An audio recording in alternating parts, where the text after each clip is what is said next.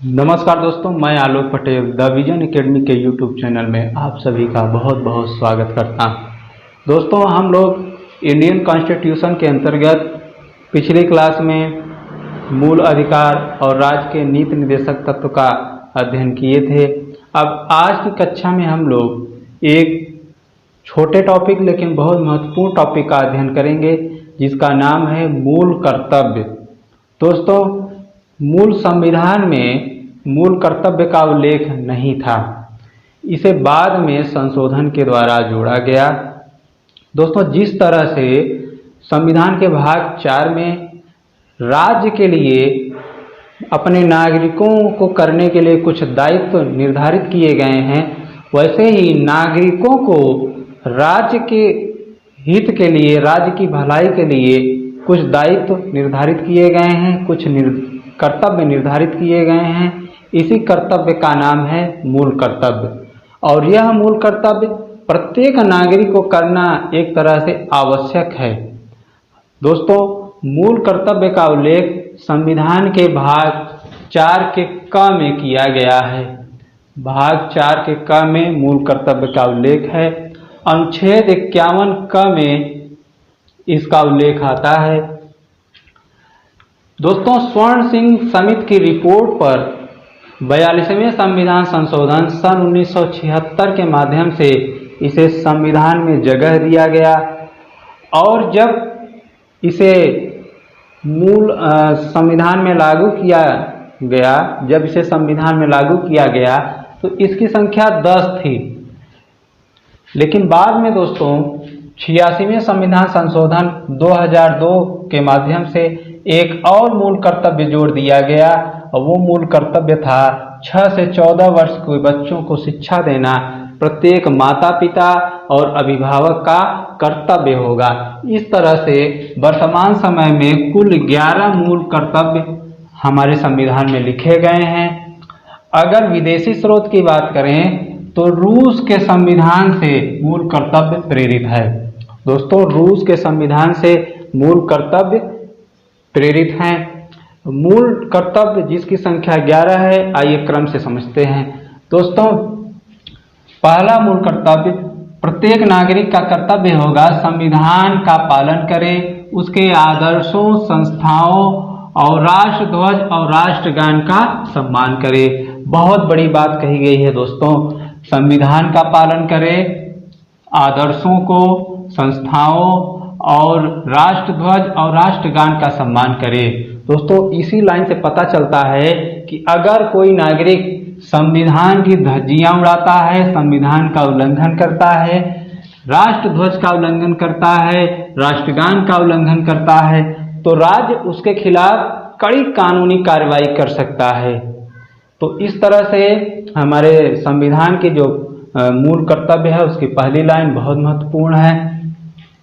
दूसरा लिखा गया दोस्तों, राष्ट्रीय आंदोलन के आदर्श को हृदय में संजोए रखे। राष्ट्रीय आंदोलन के जो आदर्श हैं, जो राष्ट्रीय वाक्य हैं, उसको अपने हृदय में संजो कर रखे और उसका तहे दिल से पालन करे। अगला है दोस्तों, भारत की प्रभुता, एकता, अखंडता की रक्षा करे।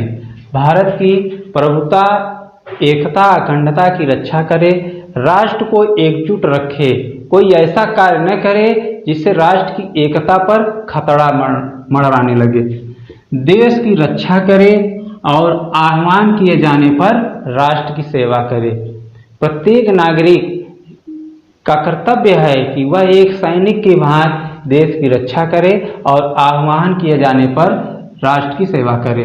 लोगों में समरसता, समान भ्रातृत्व की भावना का विकास करे और स्त्री सम्मान को बल दे।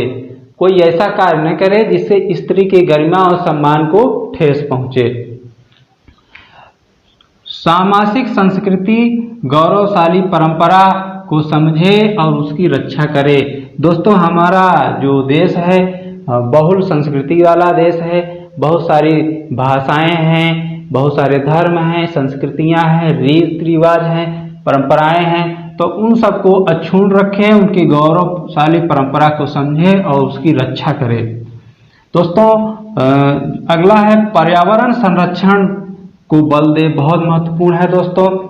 इसमें कहा गया है कि नागरिक का कर्तव्य है नदी, झील, तालाब की रक्षा करे और वन और वन्य जीव की रक्षा करे। प्रत्येक नागरिक का कर्तव्य है दोस्तों। इसी तरह से मूल अधिकार में हमें याद है अनुच्छेद 21 में कहा गया है कि प्रत्येक नागरिक का अधिकार है स्वच्छ पर्यावरण प्राप्त करना।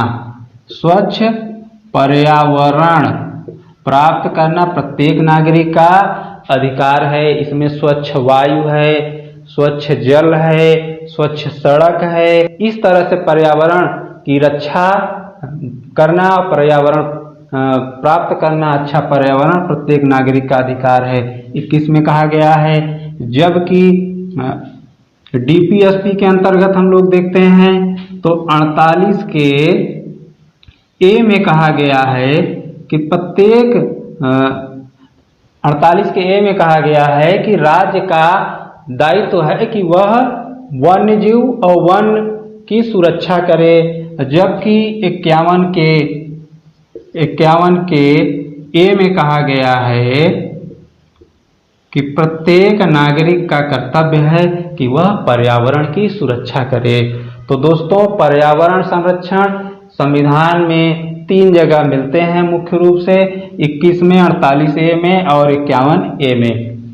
दोस्तों अगला कहा गया है कि वैज्ञानिक दृष्टिकोण को अपनाए, मानववाद, ज्ञानार्जन की भावना और सुधार की भावना, प्रत्येक नागरिक सुधार की भावना का विकास करे। दोस्तों अगला मूल कर्तव्य है सार्वजनिक संपत्ति की रक्षा करे। बहुत महत्वपूर्ण बात है। जो सार्वजनिक संपत्ति है, चाहे सरकारी इमारत हैं, रेलवे हैं, एयरपोर्ट हैं, जो भी सरकारी संपत्ति हैं उसके नागरिक रक्षा करे, नागरिक का कर्तव्य है। और व्यक्तिगत व सामूहिक कार्य से उत्कर्ष की भावना का विकास करे और राष्ट्र को अनंत ऊंचाइयों पर ले जाने का कार्य प्रत्येक नागरिक करे, ये भी कर्तव्य है।